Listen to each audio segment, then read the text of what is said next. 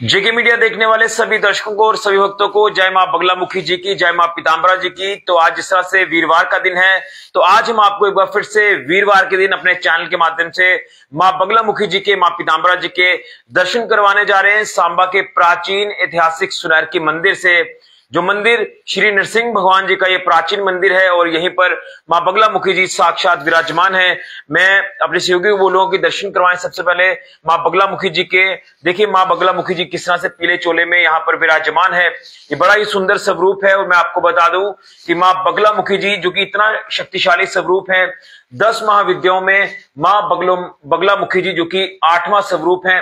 मैं स्वरूप भी आपको बताऊंगा। मां भुवनेश्वरी जी, मां शशोदशी जी, मां धूमावती जी, मां त्रिपुरा सुंदरी जी, मां चिन्मस्तिका जी, मां कालिका जी, मां मातांगी जी, मां कमला जी, मां तारा जी और मां बगलामुखी जी। तो ये दिव्य दर्शन आज जो है वो आप काफी दिनों के बाद जो वो जेके मीडिया पर कर रहे हैं मां बगलामुखी जी के।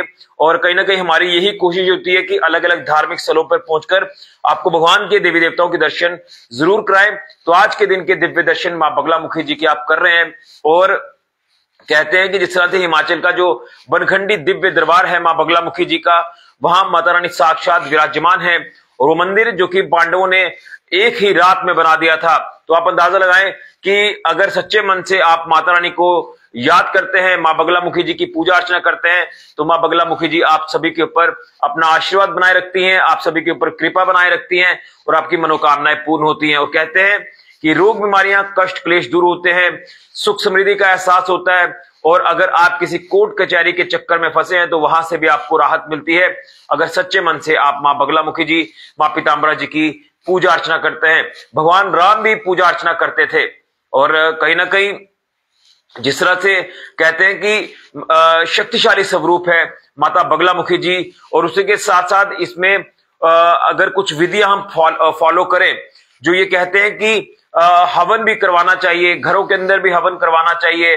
2 तरह के अलग अलग हवन होते हैं, मीठा और कड़वा, जिसके चलते घरों के अंदर जो है वो आपके शांति आती है और दुख तकलीफें दूर होती हैं और कहीं ना कहीं गलत चीजें जो आपके आसपास मंडराती है वो भी दूर हो जाती है। तो आप दिव्य दर्शन करें। मेरे सहयोगी आपको लगातार दर्शन करवा रहे हैं, तो आप दिव्य दर्शन मां बगलामुखी जी के सांबा वाले मंदिर श्री सुनार की मंदिर से कर रहे हैं। यहाँ पर आप देखें कि माता रानी साक्षात विराजमान है। ये सुंदर स्वरूप आप हमारे चैनल के माध्यम से देख पा रहे हैं।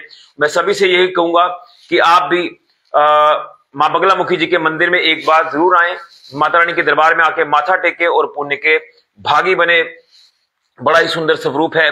और माता रानी को जिस तरह से पीले रंग का भोग लगाया जाता है, पीले चोले में जिस तरह से माता रानी विराजमान है, और मां बगलामुखी जी के इस सुंदर स्वरूप को हिमाचल के बनखंडी दिव्य दरबार मां बगलामुखी जी का वहीं से स्पर्श करवाकर विधिवत तरीके से यहाँ पर विराजमान किया गया है।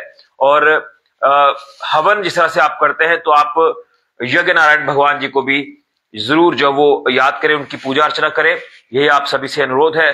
तो आज के दिव्य दर्शन आपको करवा रहा हूं सांबा के सुनार की मंदिर से मां बगलामुखी जी के, मां पीताम्बरा जी के। तो सभी की दुख तकलीफें, रोग जो है वो दूर हो, कष्ट क्लेश, रोग बीमारियां दूर हो और आपको सुख समृद्धि का एहसास हो।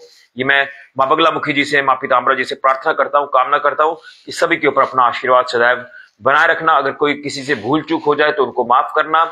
और यही कहूंगा कि हवन करवाना हो या फिर पूजा करनी हो, सच्चे मन से आप करें, आपको इसका लाभ मिलेगा, पॉजिटिविटी आएगी, नेगेटिविटी दूर होगी और आप जो है वो हमेशा आगे बढ़ेंगे। और कहीं ना कहीं जो आपके रास्ते में कुछ रोड़े जरूर बनते हैं वो भी दूर हो जाएंगे और आपके बिगड़े कार्य भी संपूर्ण होंगे। सभी को जय मां बगलामुखी जी की, जय मां पीताम्बरा जी की। तो आप आए, दर्शन करें और मां बगलामुखी जी का, मां पीताम्बरा जी का आशीर्वाद प्राप्त करें। फिलहाल के लिए ऋषि खजूरिया, जेके मीडिया के लिए, जय मां बगलामुखी जी की, जय मां पीताम्बरा जी की।